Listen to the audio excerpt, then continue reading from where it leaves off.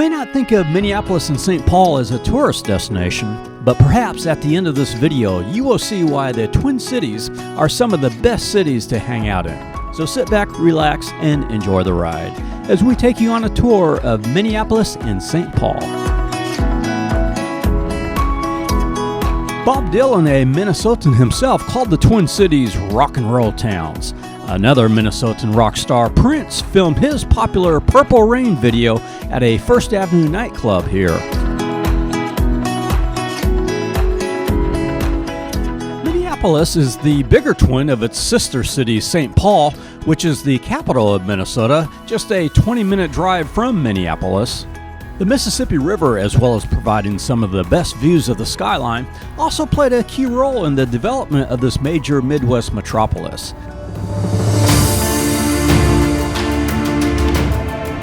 St. Anthony Falls is the only true waterfall on the 2,350-mile length of the Mississippi.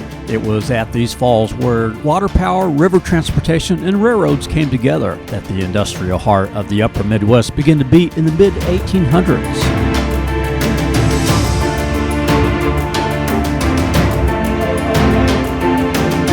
Industrials harnessed the energy produced by the 50-foot drop in the falls with a mechanical system of mill races, water wheels, gears, and rotation shafts. People flocked to the area to settle in and work in, and Minneapolis became the flour milling capital of the U.S. by 1880. The Fauché Tower, designed in the style of the Washington Monument, once dominated the skyline of Minneapolis. Not so today. It is surrounded by modern skyscrapers. The St. Anthony's Heritage Bike Trail provides some of the best views of the city's skyline, especially along the Stone Arch Bridge. Built in 1883 as a railroad bridge consisting of 23 arches made from granite and limestone. It remained a railroad bridge until 1978, when it closed down and then reopened as a pedestrian bridge in 1994. It connects the historic district of Northeast Minneapolis with downtown, providing a great view of St. Anthony's Falls. You can see more of the biking trails in our Biking Minneapolis Riverfront video.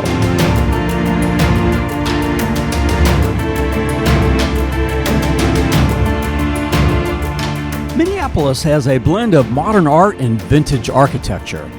Nowhere is this more evident than at the Mill Ruins Park, where the Old Mill Museum shows how the flour mills, powered by the mighty Mississippi, helped to build this great city.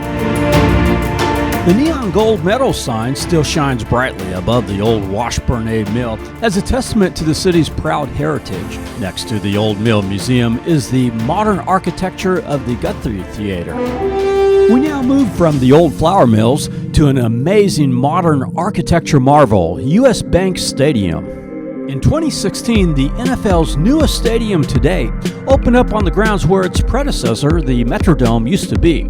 In 2018, the Super Bowl was held here. The front Legacy Gate is comprised of 5 pivoting glass doors ranging from 75 to 95 feet tall.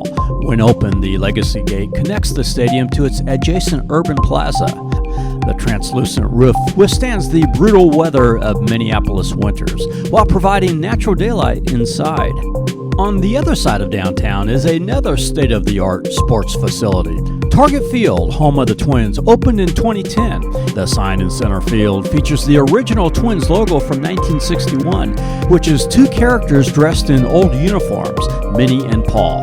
When a Twins player hits a home run, the sign lights up, making it look like Minnie and Paul are shaking hands across the Mississippi River.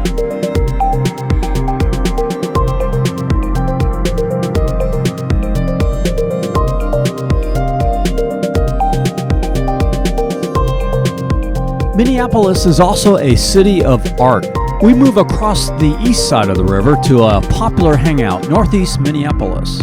Its cobblestone Main Street is home to the Art District and Riverfront District, where there are regular outdoor activities, in the summer of course.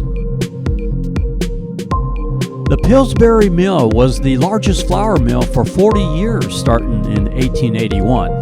Today, the exterior looks pretty much the same. However, the interior was transformed into 251 affordable live-work areas for local artists. The Northeast Minneapolis Riverfront District is certainly a must when visiting the Twin Cities area. While Minneapolis is the largest city in Minnesota, its twin sister St. Paul is the second largest in the capital. If you want some great entertainment, check out the minor league St. Paul Saints. Regardless if you are a baseball fan or not, they will have you laughing with the things that they do there. St. Paul is the northern end of the Mississippi for major cruise ships like American River Cruises' the Mississippi Queen. Due to the locks and dam of St. Anthony's Falls, the major cruises go no further than St. Paul. The NHL's Minnesota Wild play in St. Paul at the XL Energy Center.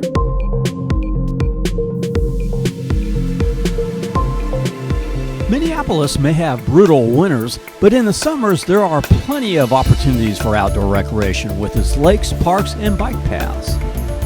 Minnehaha Park is one of the most popular, with a rushing waterfall nestled inside rich green vegetation with plenty of picnic areas. Minnesota's motto is the land of 10,000 lakes. It's actually 11,842 to be exact. 13 of those lakes within the city's borders. Lake Calhoun has a great view of the city's skyline as well as popular beaches. Lake Minnetonka is popular for boating. See a sunset around Lake Minnetonka and you can easily see why Lee Greenwood opened his God Bless the USA song with the words, "From the Lakes of Minnesota." As for the people who make this place home, I generally find they are very friendly. I guess that is where the term Minnesota nice comes from. It may be my imagination, but I found while driving here that people generally use a thing called a turn signal. Take note, Floridians. I will say though that when driving in downtown, pay attention because the lanes will shift across many intersections and you can easily end up in a different lane. All in all though, as big cities go, it was fairly easy to move around.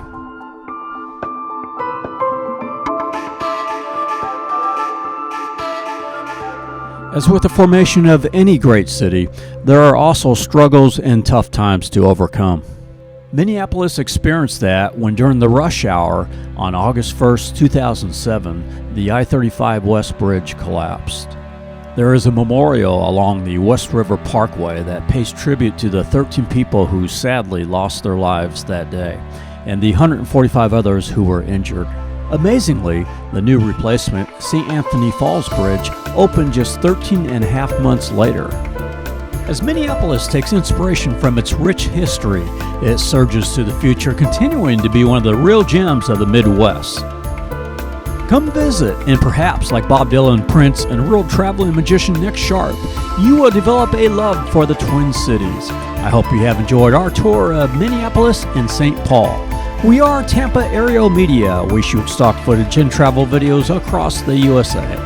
If you would like us to do a video of your city, location, or venue, or if you would like stock footage of this video or any of our other videos, contact us at info@tampaaerialmedia.com. Thank you for watching.